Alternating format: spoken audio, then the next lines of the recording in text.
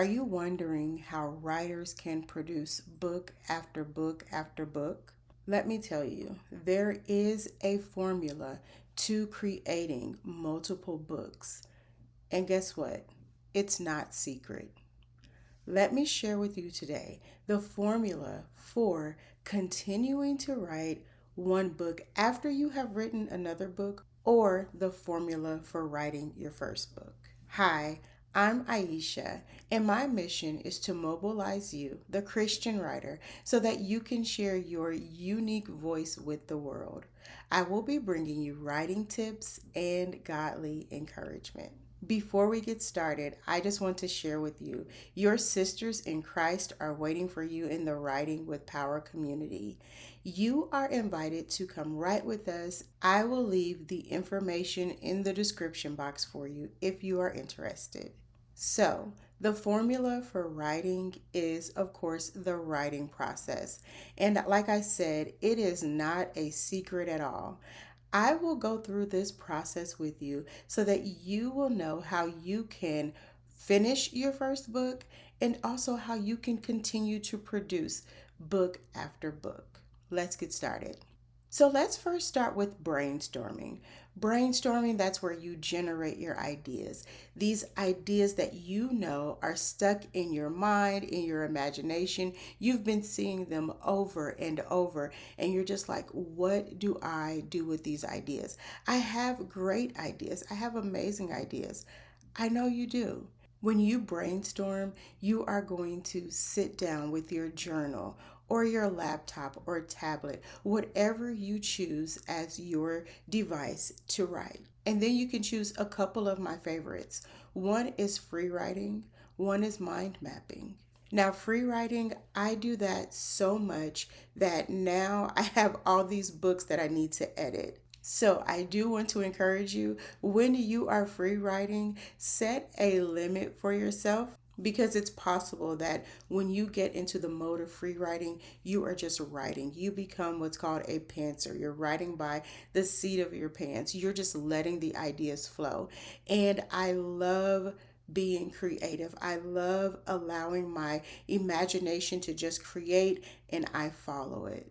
So, free writing, that's usually where I start. But you can also use mind mapping. This is where you are actually trying to figure out connections in the story. So you may start with the character and you start thinking about their personality, their family, where they live, all those things that make characters well rounded. And you will start creating connections to that character. You are creating a web of ideas that help you build that character and make it realistic to your readers. I love doing mind maps because even though they're a little bit more organized than free writing, they do allow me to dig deeper into the past of my characters. They allow me to build my characters to where I first can enjoy them and then my readers can enjoy them. After you brainstorm, you are going to outline. And let me tell you, with outlining, I move through this stage throughout the writing process.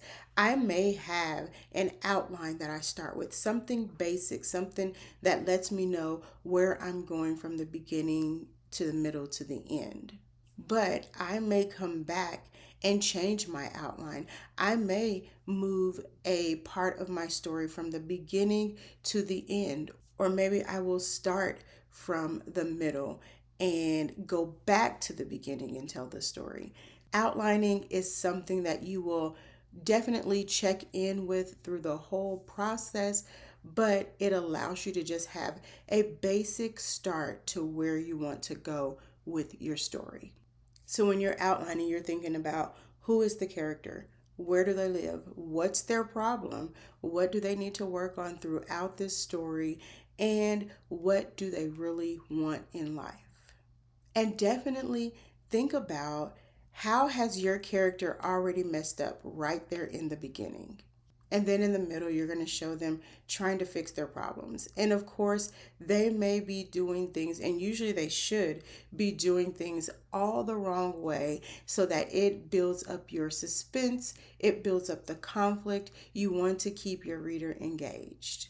And by the end of the story, they are fixing the problem that they created in the first place. And usually by the end, they should have learned some type of lesson. And if they haven't, that means you're leaving it open for another book. You're leaving it open for a series.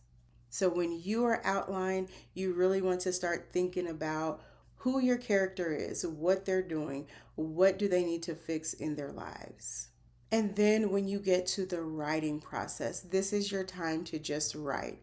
So there's still some planning that goes into the writing process. You may want to set daily goals, weekly goals, monthly goals. You may think about how many pages do I want to write for a certain amount of time? How many words do I want to write for a certain amount of time? Maybe you'll say, I want to write 300 words a day for 30 days. Or I want to write 500 words a day for 30 days. And then you just do the math. So if you're writing 500 words a day for 30 days, you're going to end up with 15,000 words for the month. And one of the things that I really encourage you to do when you are writing is have a timer. Having a timer, that is my go-to strategy for writing because it allows me to just focus on writing so that I don't have to think, how much further do I have to go? How much time do I have to go?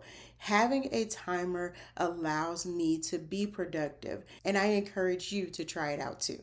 And after you write, you are going to go through the editing process. And this is where I am right now. I have several books that I really need to publish now, and I am in the editing process for those books. And when you're editing, you take time to first read the story all the way through. Do you have a story? Do you have characters that make sense? Do you have a setting that is affecting the characters? Think about all those things and make sure that first off you have a story. Don't try to make any edits or things like that. Yes, you can make notes, but don't try to make any edits as you're going through. Just make sure that you have a story. And if you don't, then you want to start thinking about your characters. Have you beefed them up enough? Do they have enough conflict? Do they have something that will take the whole story to fix? After you've worked on that round of editing, then you are going to think about your word choice, your grammar, those types of things. So, editing is your time to really get to know your character, get to know your story. How are you going to make it better for your readers? And let me tell you, I am taking this advice too, because sometimes once I start editing, I'm like, ooh, I see this is wrong. I see this is wrong. And I really need to stop and first make sure that it's a story that I will enjoy. And once I know that it's a story and it's complete, I can start making those edits so that they are not distracting to my readers. So, of course, with editing, you can set goals as well. You can use a timer. You can think about, how am I going to make it to where I can sit down for a certain amount of time and focus on editing? I love the Pomodoro method, and usually in this time, that's when I will use Pomodoro because I know that I want to take some time and have a chunk of time where I am going to focus on the story. I'm going to focus on my character. I just like to make sure that I have that time set and I have some breaks where I'm not getting to the point where I'm just overworking myself and not enjoying the process. So let's recap. The formula for writing, it's not secret. It's the writing process. You want to brainstorm, get your ideas out, generate ideas and get them in your writing tool, whatever that may be. After you have generated your ideas, after you have your ideas that you have put into your writing tool, Then you want to make a plan, some type of outline that will give you a guideline, a roadmap to where you want to go in this writing project. And after you have outlined, then you start writing. Set goals, daily goals, monthly goals, word goals, page count goals. But after you do that, then you just write. And of course, you can always go back and look at your outline to see if you're still going in the direction that you wanted to go. And after you write, then you edit. First, make sure you have a story that is complete, and then you start working on grammar and word choice and things like that. I hope that sharing the writing process with you has been helpful. If it has, would you let me know, how do you use the writing process in your writing journey? Do you go from beginning to end? Do you find yourself skipping around in the writing process? I want to know. Share with me in the comments.